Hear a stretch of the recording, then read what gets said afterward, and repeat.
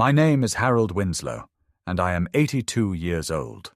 For the past 6 years, I have lived alone in the house my late wife Edna and I bought more than 4 decades ago in Guilford, Connecticut. The house is a modest colonial with ivy creeping up one side and creaky wooden steps that sag a little under the weight of time, like everything else in my life. I don't drive anymore, but I keep my car keys hanging by the door, mostly out of habit, as if pretending I could still pick them up and go somewhere gave me some illusion of control. Most days I wake up at 6:30, take 2 pills for my heart and 1 for blood pressure, make tea in the chipped porcelain kettle Edna brought back from Vermont in the 70s, and sit in the sunroom reading books I already know by heart. I was once a professor of literature at the local college, and though I retired 20 years ago, I still find myself quoting lines from Shakespeare and Melville under my breath, as if they might anchor me to something solid. Since Edna died, the house has become both sanctuary and prison. Some mornings, when the light hits the curtains just right, I almost think she's still here. I hear a creak in the hallway and imagine it's her footfall. I catch a whiff of the lavender perfume she wore, the kind I once grumbled about buying in bulk, and now I would give anything just to smell again. She passed away in her sleep. I found her that morning with her hands folded peacefully on her chest, like she had simply decided she'd done enough. It was the kind of death people say they want, but it felt like a theft to me. Quiet, clinical, far too sudden. The silence in the house after that wasn't the comforting kind. It was a void that swallowed noise. The refrigerator hum sounded like thunder. The ticking clock in the living room became unbearable, counting time I didn't want. My daughter Rebecca lives in Hartford with her husband Craig. We used to be close, back when she was young and still called me Daddy, without irony. She was the kind of child who brought home crayon drawings of our family and insisted I hang them on the fridge, who demanded bedtime stories even when she was 10. Edna and I poured everything into raising her: savings, energy, belief in the future. She was bright, ambitious, and restless, and we were proud. When she went off to college, I cried in the driveway as we waved her off. That was the last time I remember feeling truly needed by her. She changed after Craig came into her life. He was smooth, always too smooth, the kind of man who smiles without warmth and listens just enough to pretend he cares. I never trusted him, though I tried for Rebecca's sake. I tried harder after the twins were born. 2 boys, Jared and Mason, but they moved farther away emotionally even as they remained physically close. In the past decade, Rebecca has visited no more than twice a year. Craig never. The boys came once for a brief Thanksgiving when they were 12, already bored by anything that didn't involve their phones. Our last real family dinner ended with Jared asking me if I had Wi-Fi. I laughed, thinking it was a joke, but his flat expression told me otherwise. That night they left early, claiming homework and schedules. They didn't hug me goodbye. Rebecca said they were tired, that I shouldn't take it personally. But how else was I supposed to take it? Every so often, Rebecca calls, usually to ask if I need groceries or if I've considered simplifying my living arrangements. That's code for assisted living. She says it gently, like it's a suggestion, but her tone implies it's inevitable. I always decline, saying I like my independence. She always sighs, tells me I'm being stubborn, reminds me that her friend's mother loves her retirement community. I nod, though she can't see me, and we change the subject. In truth, I do feel the years catching up. My knees creak when I climb the stairs, my hands tremble when I butter toast, and sometimes I forget why I walked into a room. But I still know who I am. I still read the paper every morning and do the crossword without cheating. I still remember the names of every student I ever taught, even the ones who hated Moby Dick. I still speak to Edna when no one's around, not because I believe she can hear me, but because it makes the silence feel less cruel. There's a neighbor boy, 15 or 16, who sometimes mows my lawn for a few bucks. I give him extra if he helps carry in groceries. He doesn't talk much, and I don't pry. We have an unspoken agreement. He helps without asking questions, and I don't treat him like a charity case. His name is Lucas, I think. Or maybe it's Liam. I wrote it down somewhere. It's getting harder to remember details like that. Sometimes I find my glasses in the fridge or forget whether I've eaten lunch. These are the things Rebecca latches onto when she makes her case for the nursing home. She thinks I don't notice, but I do. Every time she visits, she walks through the house like an appraiser, her eyes scanning the walls, the furniture, the floors. Last time she was here, she asked if I had a will. I told her yes, though I hadn't looked at it in years. She sat me down at the kitchen table and said, "Dad, we should talk about the future." I said, "Rebecca, I'm already living in it." She didn't laugh. Instead, she pulled out a brochure from her purse. Glossy, thick paper, photos of smiling seniors playing cards and taking walks in manicured courtyards. "They have excellent facilities," she said. "Medical care, activities, meal plans. It's safe. You wouldn't have to worry about anything." I looked at the pictures, trying not to show the contempt rising in me. Everyone looked so happy, so clean, so managed. "I already don't worry about anything," I said, "except you putting me in a place where no one knows who I am." She flinched at that. For a moment I thought she might cry. But Craig walked in and changed the subject. He said they'd been thinking about what to do with the house, how to make things easier for everyone. I told them the house wasn't a burden. Craig smiled and said, "It's not just about you anymore, Harold. It's about family." The way he said it made it clear he didn't consider me part of that equation, just an obstacle to manage. That night, I sat alone in the sunroom, the brochure still on the table. Edna would have laughed at the idea of me in a retirement community. She used to joke that if I ever got put in one, I'd start a rebellion. "You'd organize a book club and accidentally stage a coup," she'd said. I miss her laughter. I miss her grounding presence. She was the only person who could tell me I was being foolish without making me feel small.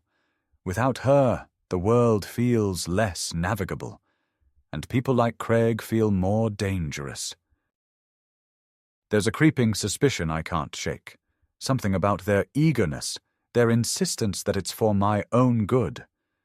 Something about the way Craig looked at my bookshelf like it was already junk. I may be old. I may be forgetful. But I am not naive. I see the way Rebecca averts her eyes when I mention Edna. I see how Craig calculates everything like a transaction. I feel it in my bones. They want this house. They want my life reduced to a tidy room with beige walls and 3 scheduled meals a day. They want me out, and yet, part of me still clings to hope. Hope that I'm wrong, that Rebecca is just overwhelmed, that she still sees me as her father, not as a piece of property to manage. But each day, that hope fades a little more. Each day, I sit in the sunroom, watching the light shift across the walls Edna once painted herself, and I wonder how long I can stay before they decide I don't belong here anymore. I wonder how long I have before they try to move me, not out of love, but out of calculation.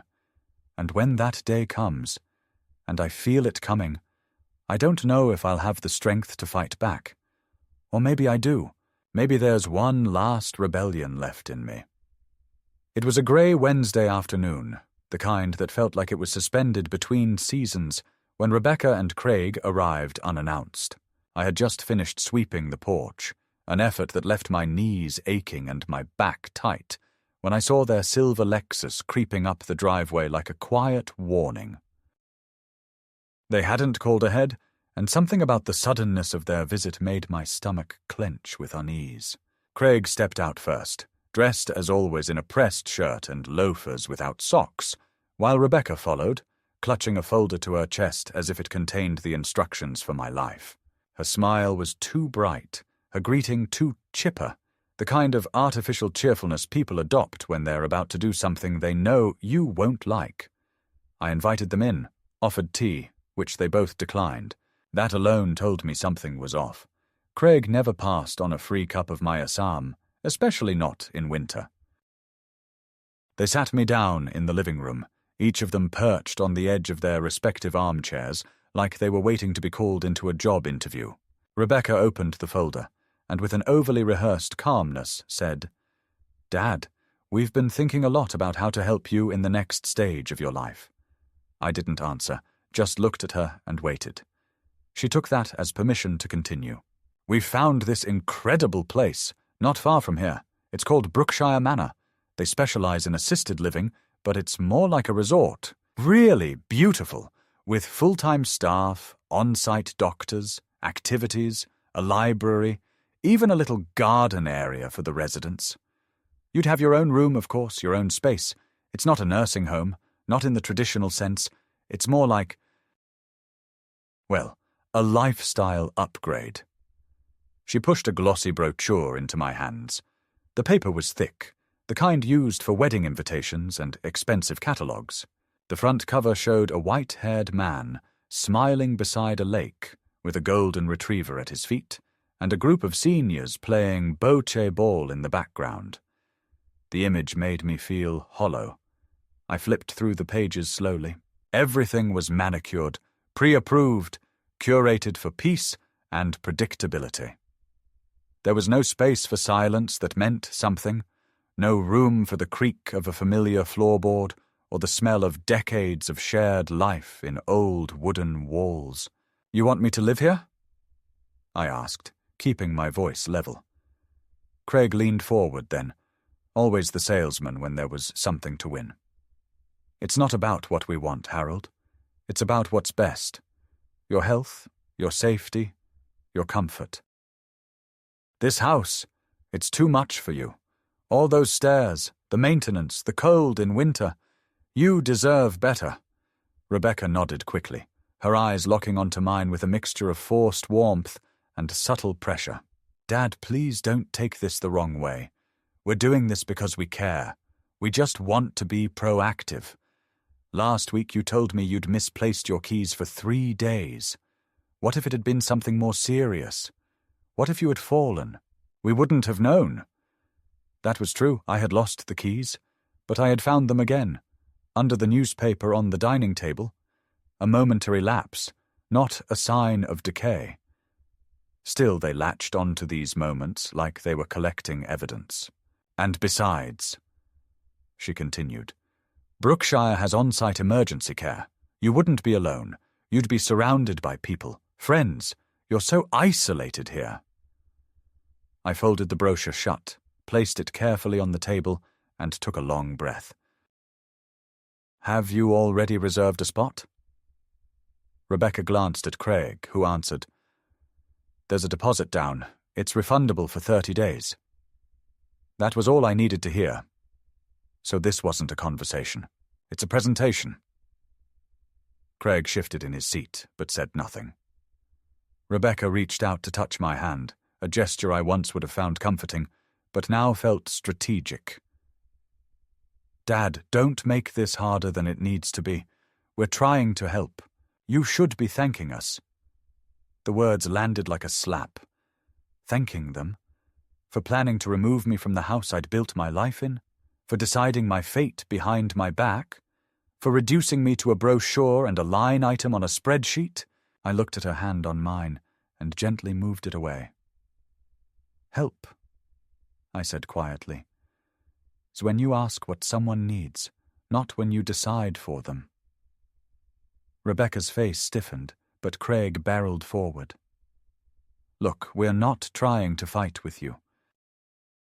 "But the house is already listed. We've had a few showings." I froze. "What do you mean, listed?" "With a realtor," Rebecca said quickly, her voice rising slightly. "Just to see. Nothing's final.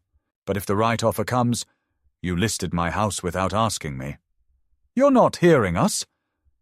she said, her voice now laced with irritation. "You can't manage this place forever. It's not safe, and we're trying to be responsible." "You're trying to get rid of me," I said, the calm in my voice more dangerous than anger. "No," she snapped. "We're trying to preserve what matters. You're not going to live forever, Dad. And when that day comes, we'll be the ones left to deal with everything. You should be grateful we're planning ahead." I stood up slowly, because the ache in my knees reminded me of my age in ways my daughter never could.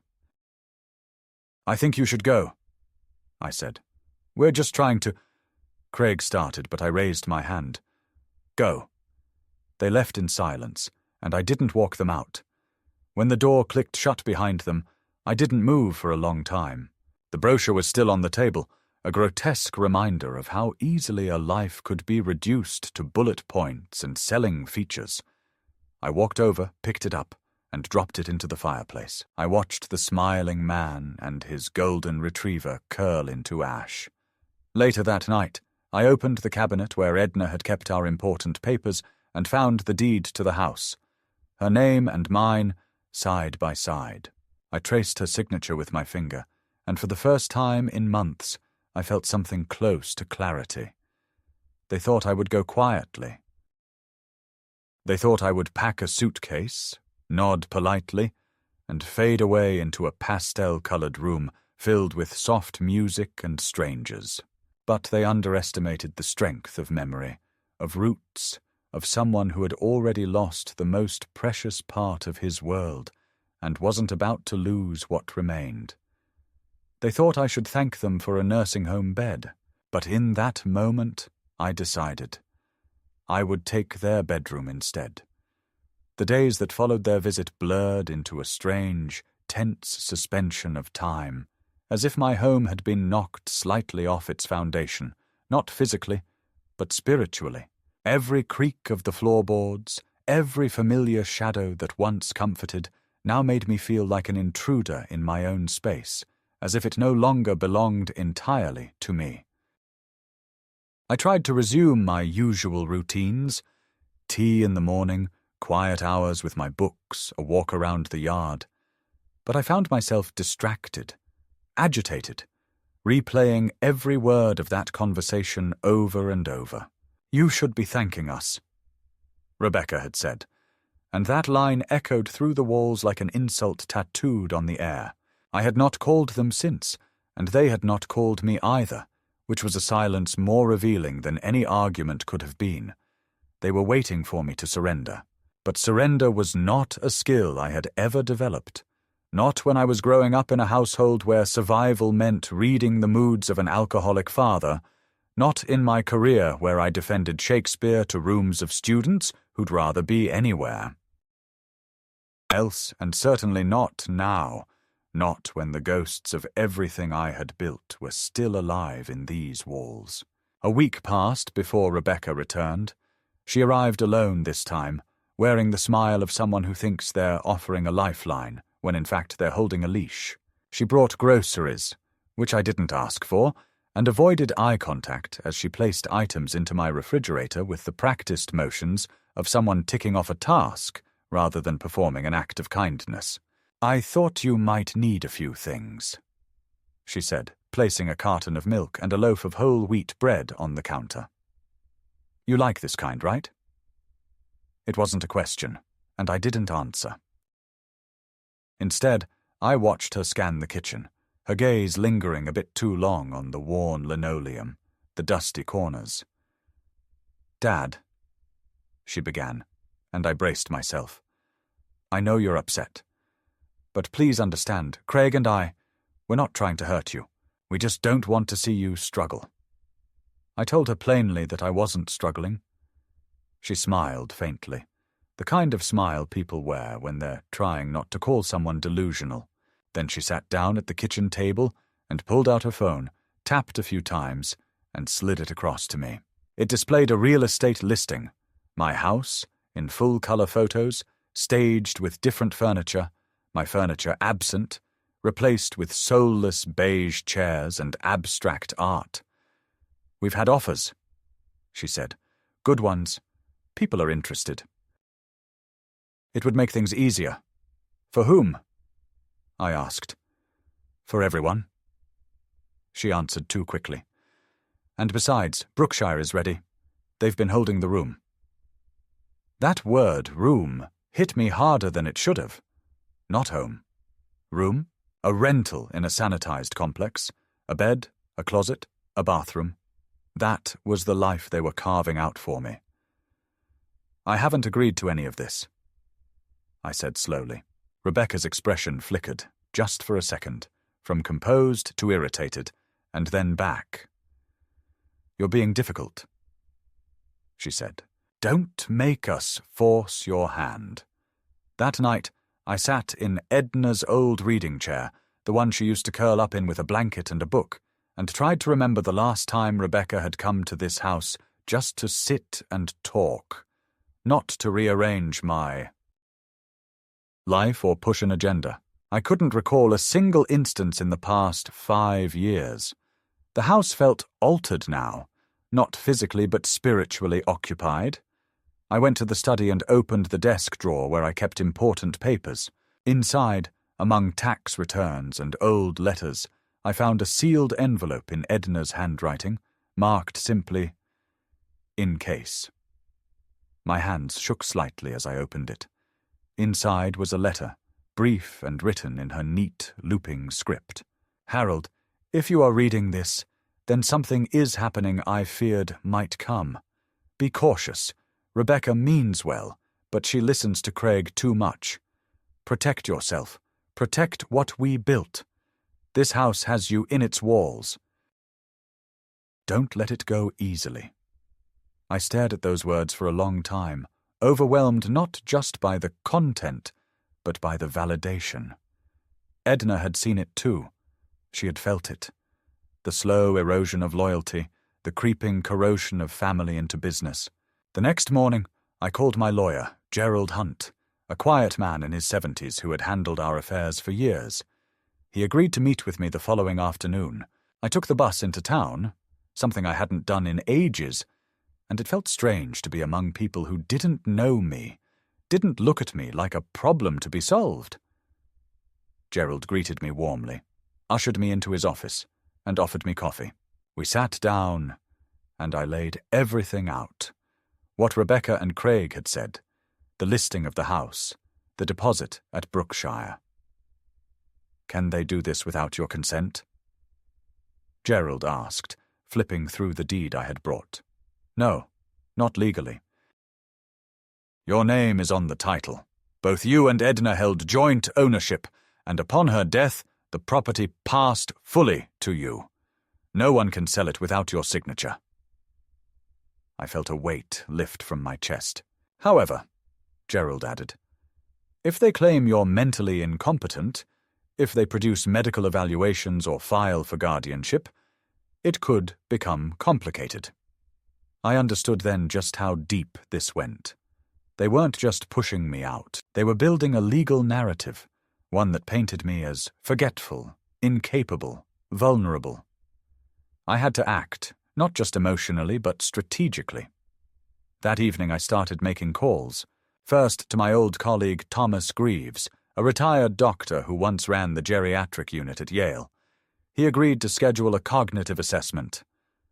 Just routine, I said, for peace of mind. I scheduled the tests for the following week. Then I called the bank and asked to set restrictions on joint account access, especially to any account Rebecca might know about. I could hear the gears turning in my head for the first time in years. Not the creaking of age, but the quiet, methodical ticking of someone planning a defense. This was no longer just about staying in my home. It was about reclaiming my agency. 2 days later, I came home from the pharmacy to find Craig in my living room. He was sitting on my sofa, legs crossed, scrolling through something on his phone. The audacity of it startled me. Door was open, he said casually, as if that justified anything. I thought I'd stop by, make sure you're doing okay. I didn't answer. We're really doing this for you, Harold. Brookshire is a good place. You'll have companionship, security. This old place, It's sentimental, but it's not sustainable. You've had a good run. I stood there, silently, the keys to my house still in my hand, and I realized I was looking not at a son-in-law, but at a man who saw me as a liability. "I want you out of my house," I said. "Now." Craig stood up slowly. "You're making a mistake," he said. "Do you know what the market is doing right now? This place could sell for over $500,000. You could live off that money for the rest of your life." "I already am," I replied. "And when I'm gone, it won't be you I leave it to." That got his attention. For the first time, I saw something real flash across his face. Not anger, but fear. He left without another word, and I locked the door behind him. Then I walked through the house, room by room, whispering to the walls like Edna used to when she cleaned. "I'm still here," I said. "You're still mine." That night, I barely slept. I sat at the window watching the moon shift behind clouds, and I understood. This wasn't the beginning of the end. This was a battle, and I wasn't done fighting. Not yet. One evening, about a week after Craig's unsolicited visit, I received a phone call from a number I didn't recognize. For a moment I considered letting it ring out, but something told me to answer. The voice on the other end was soft, unsure at first, then steadier. "Grandpa, it's Noah." It took me a second to respond. Noah, my grandson, Rebecca's son, whom I hadn't spoken to in nearly 3 years, not since he went off to college in Vermont. "Noah," I said, the syllables foreign on my tongue but warm in my chest. "You're calling me?" There was a pause, then a quiet. "I heard what Mom and Craig are doing. I didn't know the whole story until last night." "I'm sorry." His voice cracked slightly, and I could hear genuine remorse beneath it. "They said you were having memory problems, that you wanted to move, that you asked them to help sell the house. But I didn't believe it, not after everything." I sat down at the kitchen table, gripping the phone like it was the only thing tethering me to the present. "Noah," I said again, "you don't know how much this means to me, just hearing your voice. I miss you, Grandpa. I really do, and I want to help if I can." He explained that he had come home for spring break and found the Brookshire paperwork on his parents' kitchen counter, along with documents about the house listing, legal forms with my name already signed, except they weren't signed by me. The signatures look off. I compared them to the letters you used to send me. They don't match. I felt my pulse quicken. Forged. They had forged my name. I took photos of everything. Noah added, "I wasn't sure what to do with them, but if you need them." "I do," I said, my voice low but certain. "I absolutely do." The next morning, I met with Gerald again and showed him the pictures Noah had sent. Gerald studied them closely, then leaned back in his chair with a long sigh. "This is serious," he said. "If these signatures were used in any official capacity, real estate documents, medical releases, financial transactions, that's fraud. Criminal fraud." The word felt like a stone dropped into a still pond. "What do I do?" I asked. "We document everything," Gerald said. "We start building a case. But first, I'd recommend we get a forensic handwriting analyst to verify these are forgeries." By the end of the day, we had a plan.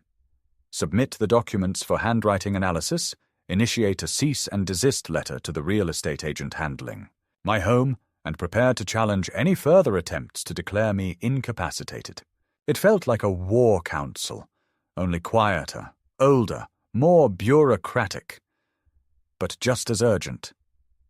Later that week, I went for my cognitive evaluation with Dr. Greaves. It took nearly 3 hours. Memory tests, logic puzzles, reaction assessments.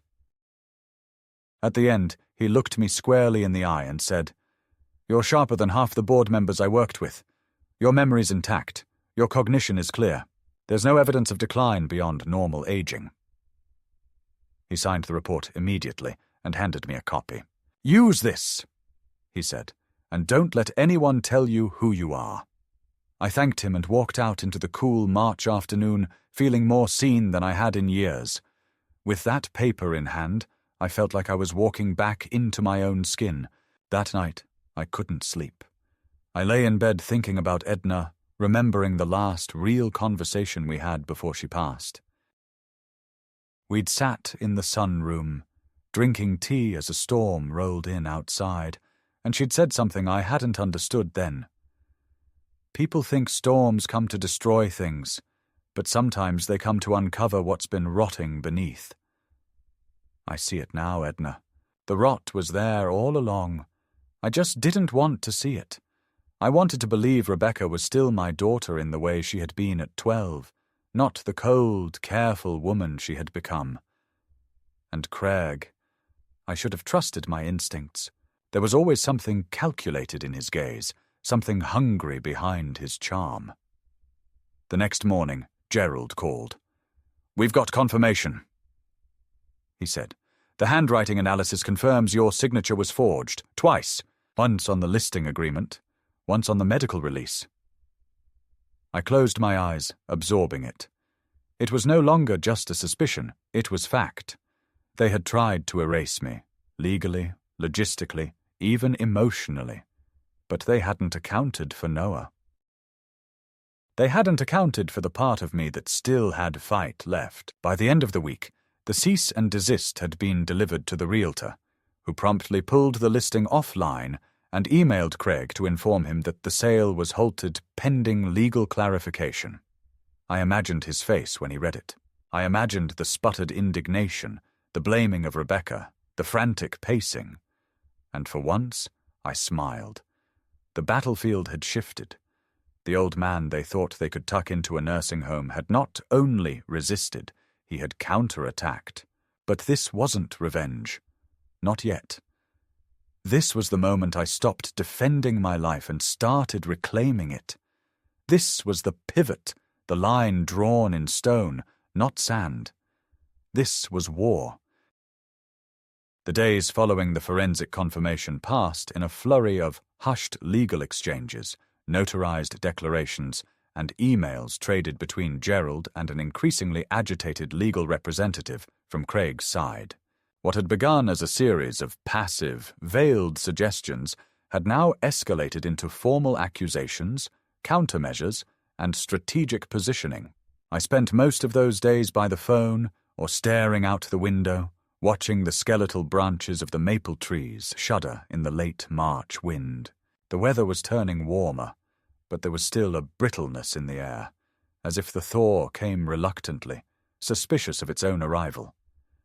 In the quiet moments, I found myself drifting to the past, not out of nostalgia, but as a form of reckoning. I revisited conversations with Rebecca, the shifts in her voice that had gone unnoticed, the subtle withdrawal of affection that I once wrote off as adulthood, busyness, the inevitable detachment that comes when children build lives of their own. But that wasn't what this was. This was not detachment. It was something colder, transactional. It was a daughter looking at her father as a ledger line, not a living man. And it had begun long before Brookshire entered the picture. The day after the real estate listing was pulled, I received a letter. It was printed on thick, expensive paper, watermarked with the logo of a prominent Hartford law firm. Rebecca and Craig had retained counsel. The letter was simultaneously condescending and threatening, a masterclass in corporate civility masking quiet menace.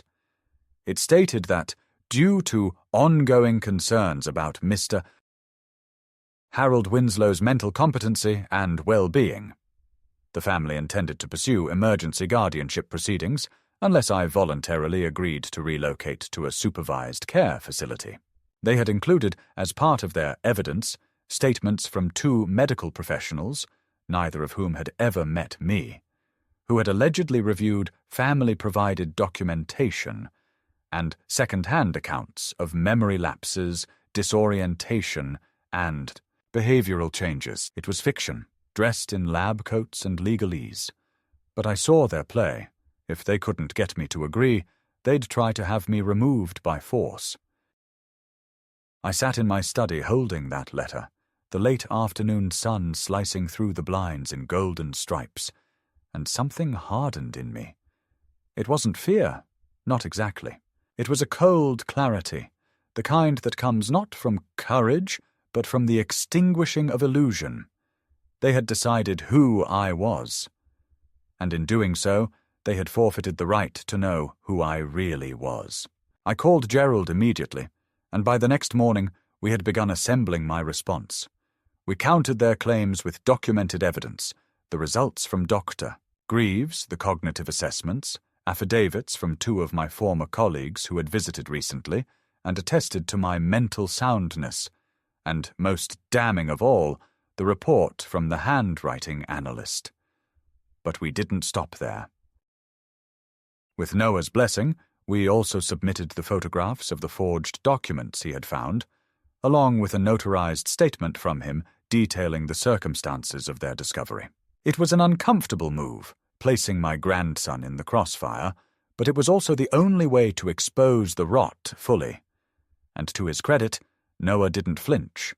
The fallout was immediate. 2 days after the letter exchange, I received a call, not from Rebecca, but from Craig. His voice was tight, tense, the forced politeness stripped away like old paint. "Harold," he said, not Dad, never Dad. "This is all getting out of hand. There's no need to escalate this into something ugly. Let's sit down like adults and work something out." I told him I'd consider it. I didn't say yes, I didn't say no. I wanted him to stew in uncertainty. That same afternoon, Gerald advised me that if we wanted to protect my property rights fully, the best course would be to file a preemptive injunction preventing any transfer or sale of the house without my explicit written consent. I agreed. Within 48 hours, the court had issued a temporary order, effectively freezing any potential tampering. We also filed a civil complaint alleging attempted fraud, misrepresentation, and elder coercion. It was a strong case, Gerald said. And it was only the beginning. Word spread quickly in our quiet town. I began receiving odd phone calls from neighbors who hadn't spoken to me in years.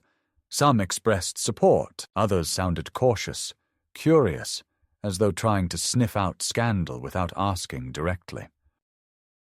One afternoon, a woman I vaguely remembered from the church choir Edna used to lead dropped off a casserole, saying she just wanted to check in.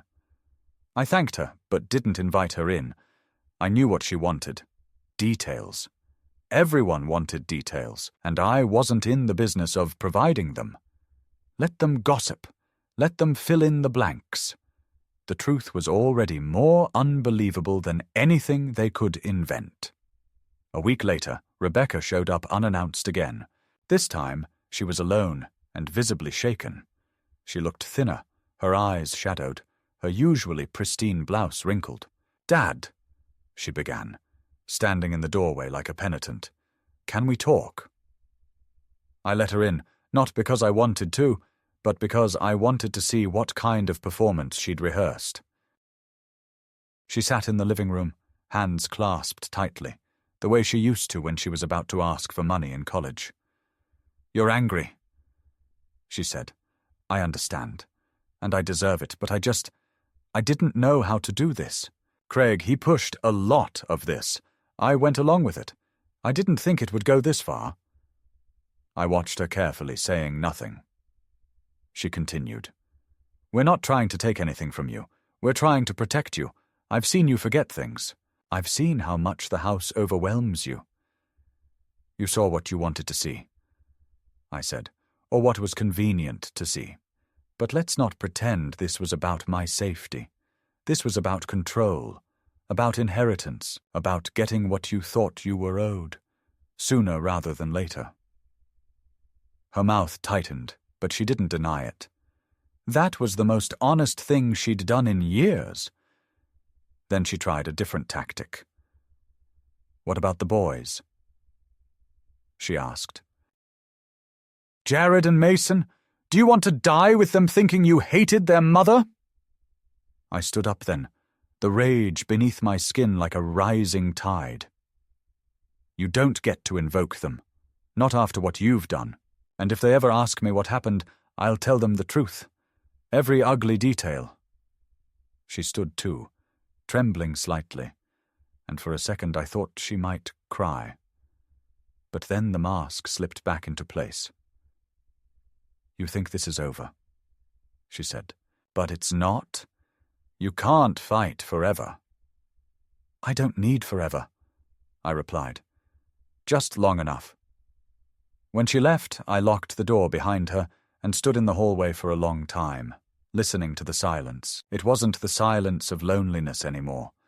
It was the silence of a siege. And I was ready. That night, I drafted a letter to Noah, thanking him for his courage, for not becoming what his parents had. I didn't say I loved him, not because I didn't, but because the word felt too brittle under the weight of everything that had transpired.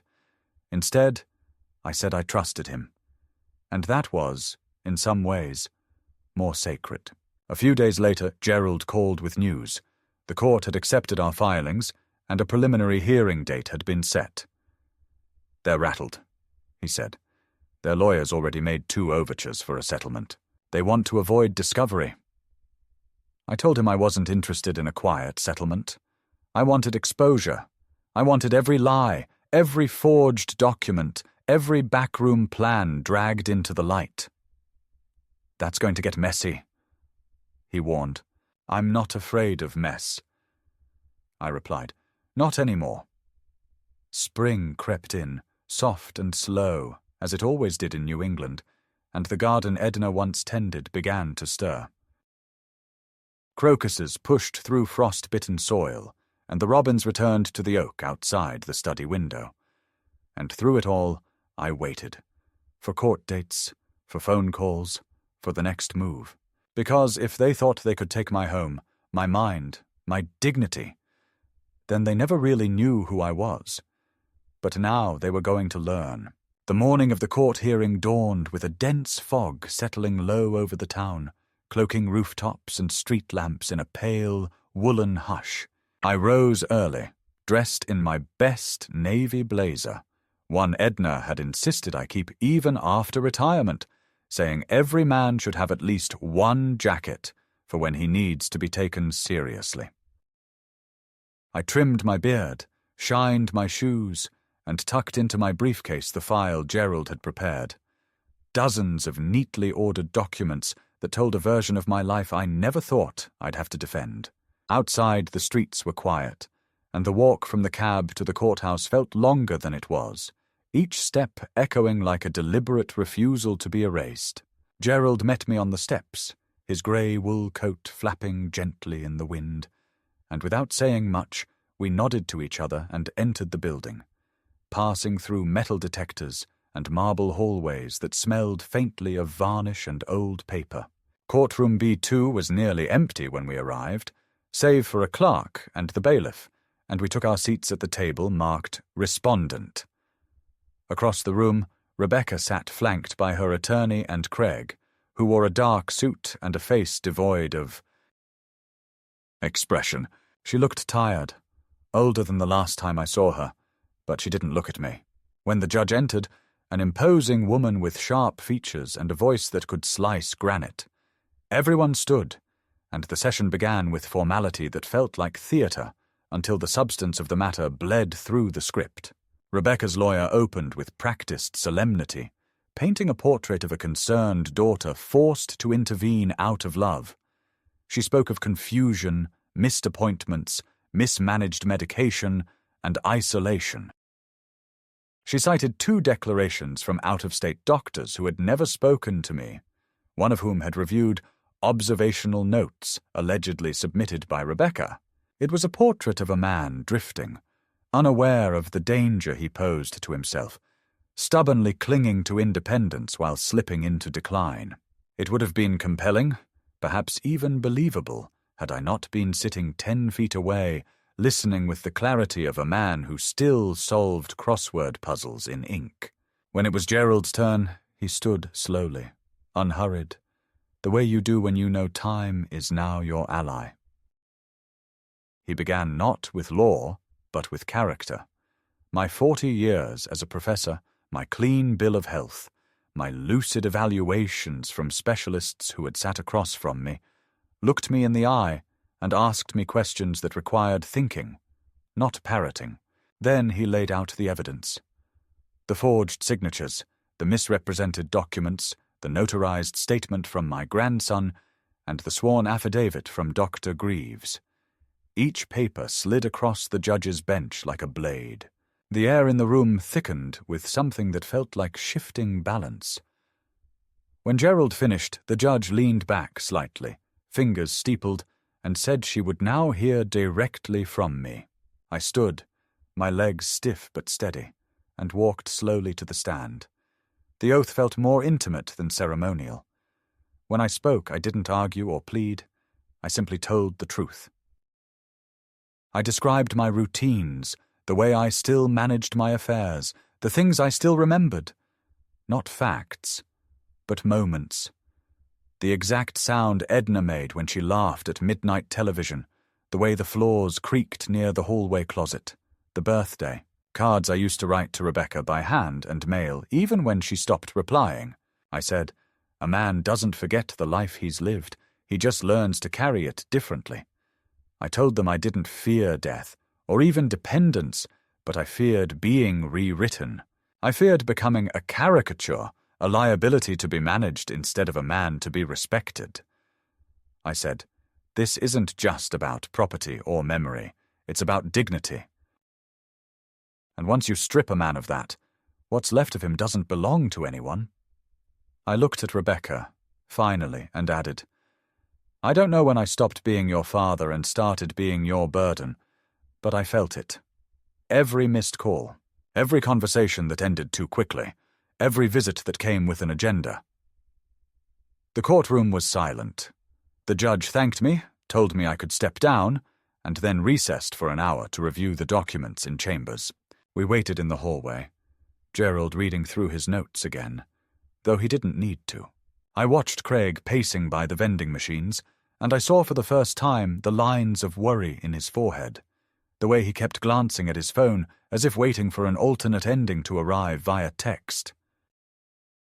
Rebecca sat alone on the bench, staring at the floor, her fingers laced together so tightly her knuckles were white. She looked like the girl I once carried on my shoulders through autumn leaves, the child who used to crawl into my lap to ask what dreams meant. But I felt no urge to comfort her. Not anymore. Not after what she had tried to take. When the judge returned, her tone was firm and final. She ruled in my favor, denying the guardianship petition and condemning the use of forged documents. She stated that the evidence demonstrated not concern, but a pattern of coercion and manipulation. The court recognized my continued legal capacity and affirmed my rights over the property. Additionally, she referred the matter of the forgeries to the district attorney for further review. It wasn't just a victory, it was vindication. The silence that followed her ruling was deafening. Rebecca didn't speak. Craig looked as if he'd swallowed a stone. Gerald shook my hand without flourish, but with something deeper. Respect. Outside the courthouse, the sun had finally burned through the fog, and the light felt sharper, as if the world had come into focus. Reporters waited, alerted no doubt by someone eager for scandal, but Gerald deflected them with a curt no comment. I walked down the steps slowly, savoring the feeling of weight being lifted. Not the physical weight, which still clung to my joints and bones, but the emotional heaviness that had pressed against my chest for weeks. I thought I might feel triumph, or rage, or even sorrow, but instead I felt peace. Not because justice had been served, but because the lie had been stopped before it became permanent. That night, I returned home and walked through each room as if reintroducing myself to my own life. The house was quiet, but it no longer felt hollow. It felt defended, claimed. Mine.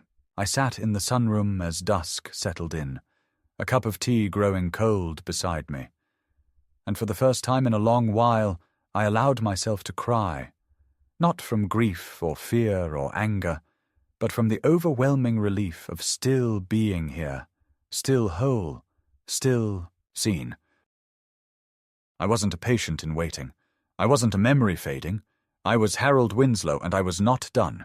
In the weeks after the hearing, life settled into a kind of quiet that I hadn't known in years, a silence not born of abandonment or loss, but of completion. The house, once heavy with tension and the unspoken threat of displacement, now felt lighter, not in the physical sense, but in the way a body feels after shedding an unbearable weight. The first few mornings I half expected another letter, another surprise visit, some final twist of spite to claw its way through the door, but none came. The calls stopped. The emails ceased. Rebecca and Craig vanished like mist at dawn, and though I did not celebrate their absence, I did not mourn it either.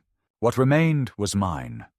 Not just the house and the memories within it, but the hard-earned peace that only comes from standing up when you were expected to lie down. Noah visited the following weekend. He drove in from school without calling ahead, and when I opened the door and saw him standing there, his hands in his pockets, his expression unsure, I felt something catch in my throat.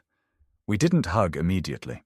Instead, we stood looking at each other for a long moment, as if assessing the new shape of our bond, no longer filtered through his mother's intentions or my silence. Then quietly, he stepped forward and embraced me, not with the awkwardness of a grandson fulfilling obligation, but with the firmness of a man who understood the cost of loyalty.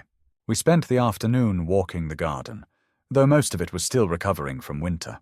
Noah asked questions, not just about the case, but about Edna, about the early years of the house, about the things he had never thought to ask when he was younger, and I answered all of them, honestly, not to rewrite history, but to share it while I still could.